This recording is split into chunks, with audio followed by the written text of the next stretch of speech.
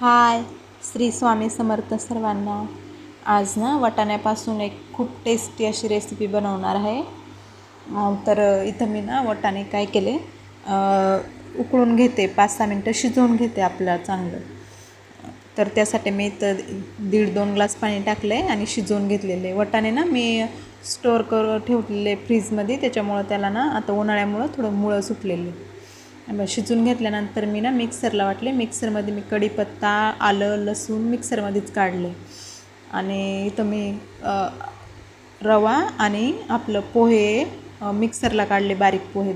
थोडेसे पोहे घेतलेले मी, 1 छोटी वाटी आणि 1 छोटी वाटी रवा, आणि थोडंसं गव्हाचं पीठ ॲड केलेलं. आणि इथं जिरं, ओवा, हळद याच्यामध्ये टाकायचं. थोडंसं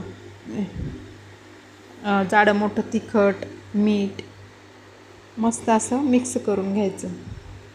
बघा, खूप छान लागते, खूप छान लागते ही टेस्ट. खूप सारी कोथिंबीर टाकलेली आहे मी,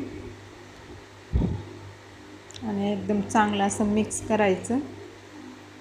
मी इथं तीळ टाकणं विसरलीच अगोदर, तर थोडेसे तीळ टाकते, हे बघा. आणि आपण याला भिजवून घ्यायचं असं मस्त, हे बघा. आणि इथं ना मी काय केलेलं आहे, वाफ देऊन घेते मी याला. आपलं असं छोटीशी भाकर थापायची आणि वाफ देऊन घ्यायचं.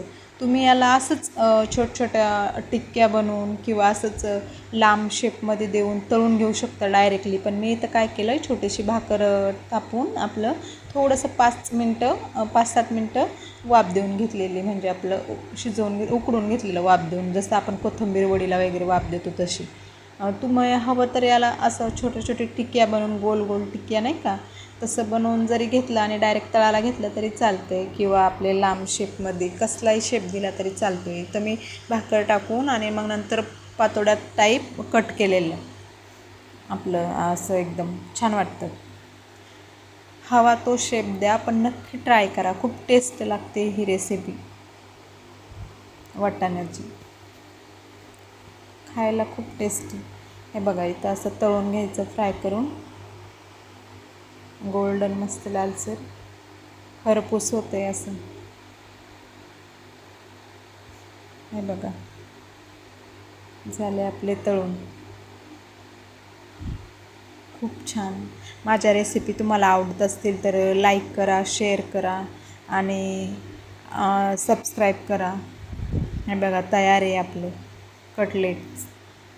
तुम्ही याला हवं ते नाव पण द्या, हवं तो शेप द्या, कसंही करा, पण नक्की ट्राय करा. खूप टेस्टी, भन्नाट भारी लागतो, एकदम मस्त. सॉससोबत किंवा असंच खायला खूप टेस्ट लागतं. हे बघा, वाटाण्यापासून नवी रेसिपी आपली तयार आहे.